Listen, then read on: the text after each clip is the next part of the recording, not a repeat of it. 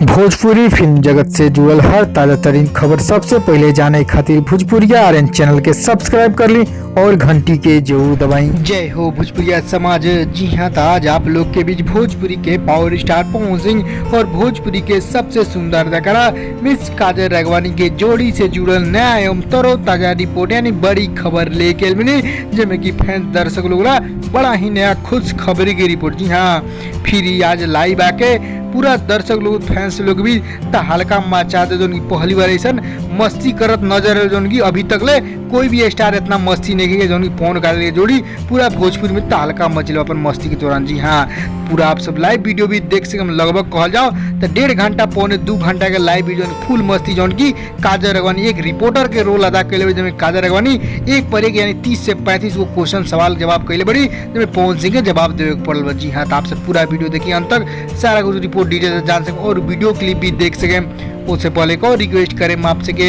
यदि आप भोजपुरिया आर्यन चैनल पर नया बनी तो जुड़ जाए, सब्सक्राइब कर ली और एक घंटी के आप जरूर दबा दी।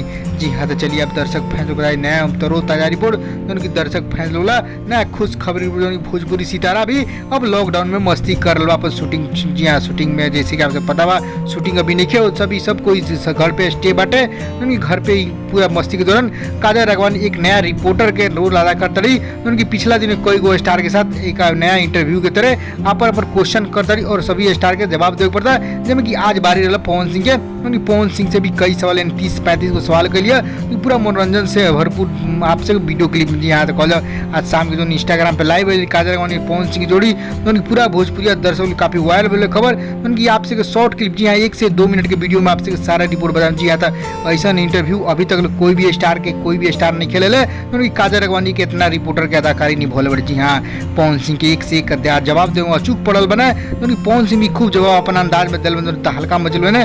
कहल जाए पुराना, जी हाँ, पुराना फिल्म में जिस तरह पवन काजल के जोड़ी धमाल में चले वही तरह पुराना फिल्म के बारे में चर्चा भइला, जो पवन सिंह के जवाब देने अपना अंदाज में तो खूब हल्का मचल है। जी हाँ, तो आपसे यदि लाइव वीडियो देखल चाहते हैं भोजपुरिया समाज के भी एक यूट्यूब चैनल पर जो हमरे है वो हमारे ब्रदर के भाई के आपसे ऊपर जाके देख सकते नहीं, वही पर पूरा फुल वीडियो यानी 1.5 घंटा पौने 2 घंटा का वीडियो अपलोड बा पवन काजल के जोड़ी के नया लाइव वीडियो तो जाइए जरूर देखी। और आपसे इस खबर पसंद पर लाइक शेयर करें और आपकी खबर कैसा लगे जरूर कमेंट करके यदि वो वीडियो देख लें तो आपको वीडियो कैसा लगे रिप्लाई करते जाए।